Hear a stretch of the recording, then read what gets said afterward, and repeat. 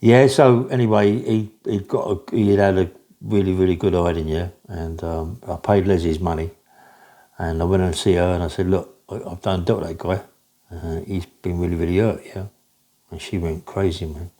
She went absolutely crazy. How dare you do that? He's one of my clients, Ray. You can't do that, you know. Now I've lost my client, you know. And the chances of him calling the police is 99% sure he's going to do it, you know what I mean? Because you can't go around doing that. And I said, look, it's done and dusted, yeah. And she says, no, it's not. She said, look, as far as I'm concerned at this present time, yeah, I don't want to see you no more, you know. So she said, all right. I went, oh, okay. She said, take the car keys, take the car, and when I need you, I'll phone you. I went, okay. So anyway, give it, what, a week, 2 weeks. I sat outside the guy's house, went round to see the guy.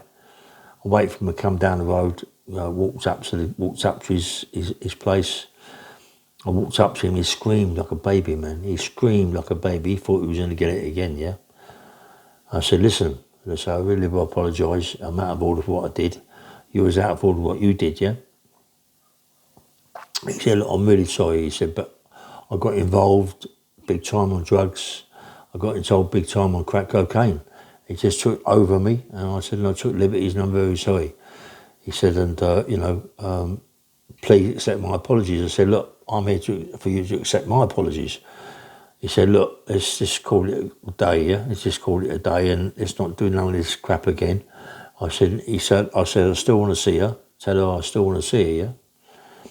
So anyway, I went and see her, and, and I said, look, can I come on and see her? She said, yeah, come on and see her. Explained the whole situation to her. She phoned the guy up while I was there. She accepted his apology. He accepted her apology for sending me up there to do whatever got to be done. But she said it's nothing to do with me. It was down to Ray that he done it. Yeah. Anyway, it's all forgot about. I went to Bishop's Avenue with her again, and whilst I was sitting there with the old man called me into a room, and the old man spoke good English but Chinese. Yeah. And he was talking to me. He said, listen, he said, I understand that she got really, really badly hurt. Is that correct? I said, yes, she did. I said, I've done and dealt with it. I'll do it.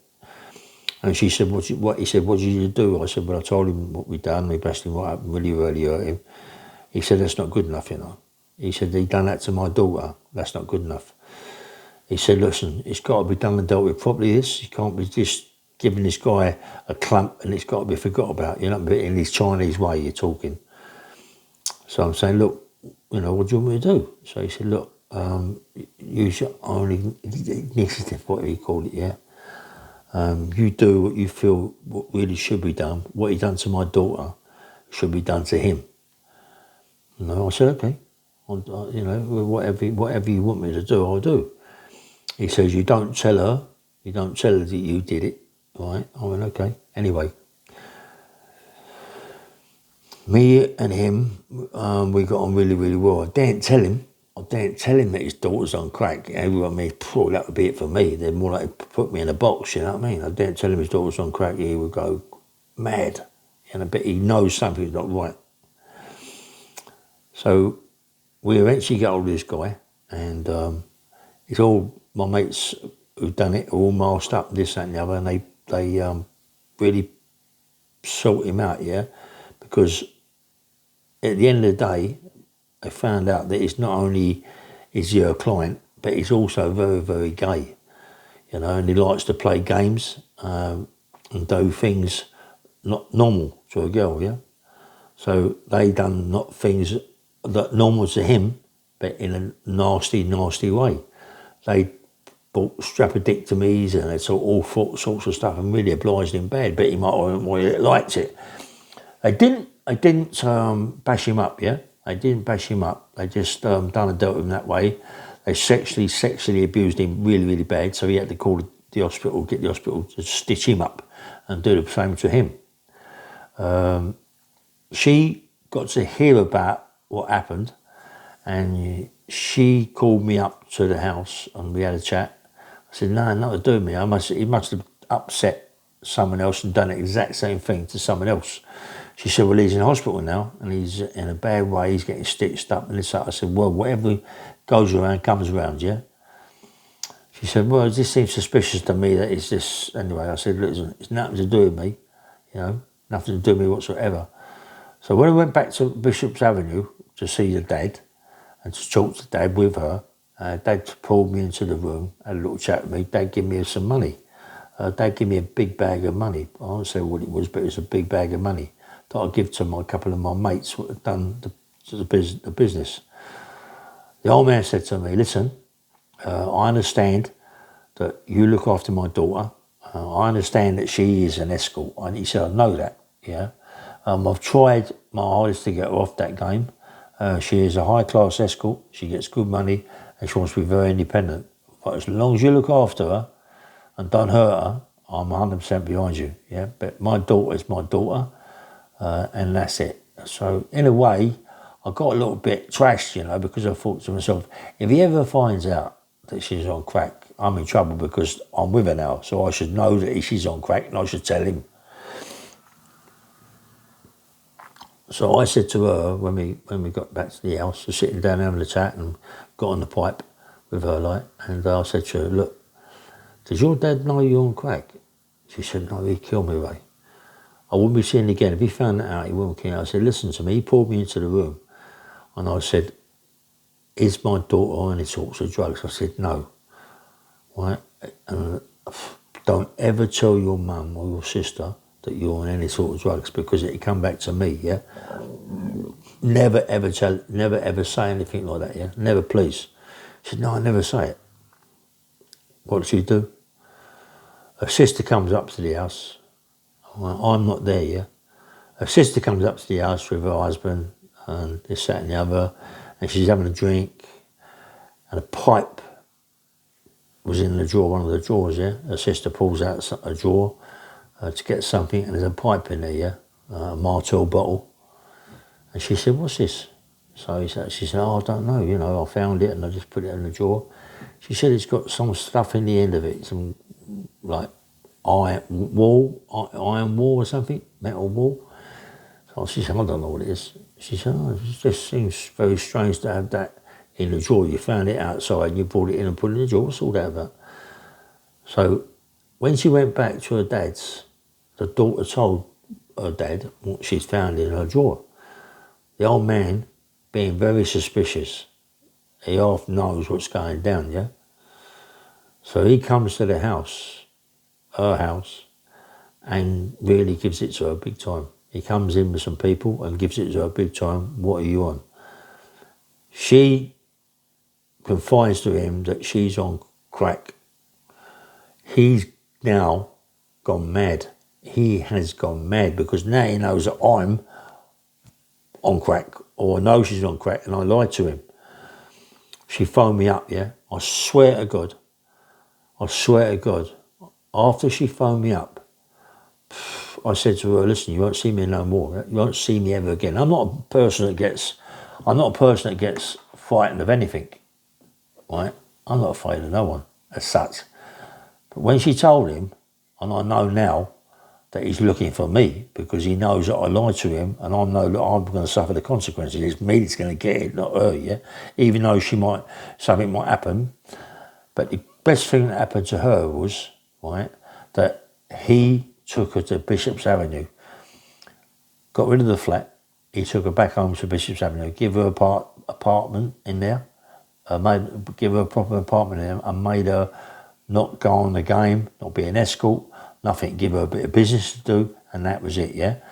She phoned me up now and again to have a meet with me, but I was too petrified to even meet her because I thought, you know, knowing the old man, he's talk to her, listen, I must talk to Ray, get it sorted out with Ray, yeah? And I thought to myself, no way, because he's going to take me away, you know what I mean? There's no way me lying to him like that he's going to stand for that, you know what I mean? I knew that I was in trouble, you know, I knew that. Anyway, me and her just talks. You know how it is when you talk with a girl and you really love her. One day you got to meet her. So I met her over Hampstead, where Bishop's Avenue is. It's on the end of Hampstead, yeah? Bishop's Avenue is it's a big long road. Well, not a big long road, but there's houses either side worth 20 mil, 30 mil, 50 mil, 100 mil places, yeah? So I get to meet her at the end in the, what you call it, in Hampstead, yeah? So I meet her in this bar. We're sitting outside, we're having a chat. I said, listen, I said, your dad's going to kill me, you know. You know that, you know. She said, no, he just wants to talk to you, Ray. You know what I mean? He wants to know why you lied. That's all. That's all he wants to talk to you about. And she said, look, and not only does he want to talk to you about and knows you lied, but he's here now. Right? I'm looking around and I can't see him, you know what I mean? So he says, don't wind me up. She said, he's here now, you know. I said, don't wind me up, please. And there he is across the road in a BMW, yeah? But a big BMW. He's sitting in the BMW and he gets out of the BMW and let me tell you about this geezer, this Chinese fella. He's about 5'2", 5'3", and he's got these big guys that are on his case, yeah? They're about, I don't know, 30 stone, like samurai wrestlers, big guys, yeah? I don't know what he's up to, but he's up to something. That. So he comes over, these big guys shoot off back to the car. He sits next to me, or not next to me, opposite me, and he's talking to me. He said, listen, I told you before, right, and I talked to you sensibly in the house. I said to you, is my girl on drugs? You said no, not as far as you know. You knew that she's on crack cocaine. You knew that, and you never told me. You know, that to me, it's not done. Like, it's not done. My people are not happy about this, and you know, there's things they want me to do, and you know, because my daughter loves you such a lot, I'm giving you a squeeze. Yeah, I'm giving you a squeeze. I'm going to give you a lump of money. Right? This is the way I'm going to deal with it, right? I'm going to give you a lump of money. He said, you must never ever see my daughter again, ever. He says, you must never ever phone my daughter again. She's going to change her number. You must never phone my daughter. I'm changing her number. She knows your number. If I ever find her phone and your number's on that phone, I will come and get you, right? I'm going to give you a lump of money and I want you to go and leave her alone. I was gutted. I was so sick, but I was more sick, right, that he told me to leave her alone, never to see her again, give me a lump of money and that's it.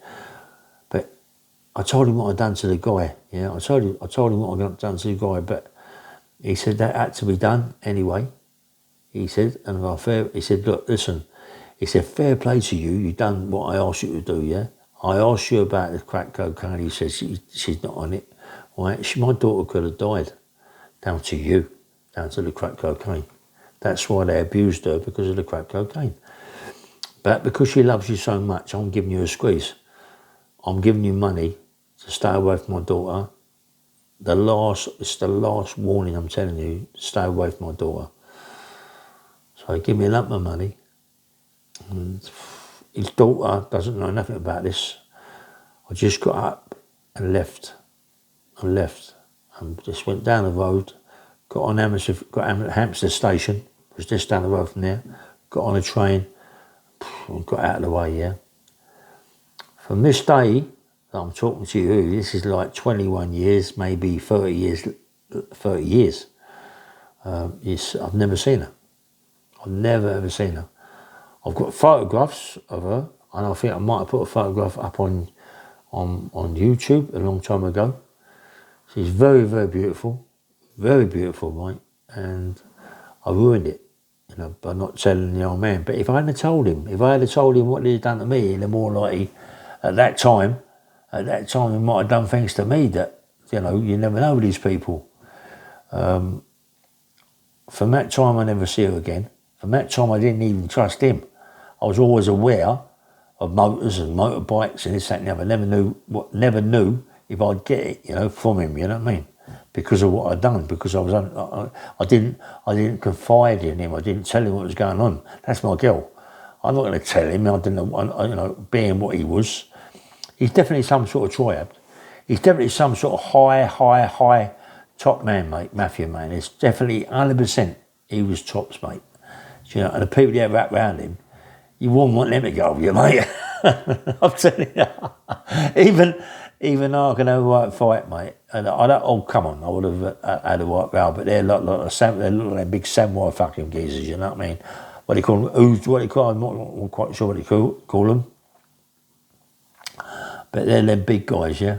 And you know, and I think when I come right and stuck, I think they're more like will have been put in the back of the car and never been seen again. From this day, I never ever spoke to her again. I never spoke to her, mate. I was loyal to what he asked me to do, and I did it. And I just gutted. Because the money he gave me was a lot of money. That money didn't last me for very long. It lasted me long, but not very long. I didn't use it like I should have used it. Every time I used to go down Hampstead, Queensway, all around them areas where she used to live, all around them sort of places, Paddington, all around there, I used to always look out for her, yeah.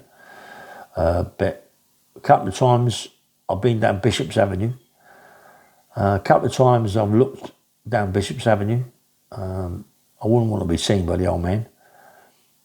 I've seen cars outside of the house, big cars and this, that and the other, you know, proper motors, Bentleys, rollers, all them sort of things. But I'm gutted, you know what I mean, because I lost someone that I really loved, yeah, and over crack cocaine. So that drug has caused me a lot of problems, you know what I mean, got me an IPP, crack cocaine, lost a lot of girls, crack cocaine, yeah. Even that time when I was with Vario, you know, I shouldn't have really said that, but I would know the girl I was with Vario. She was with a pop called Entice.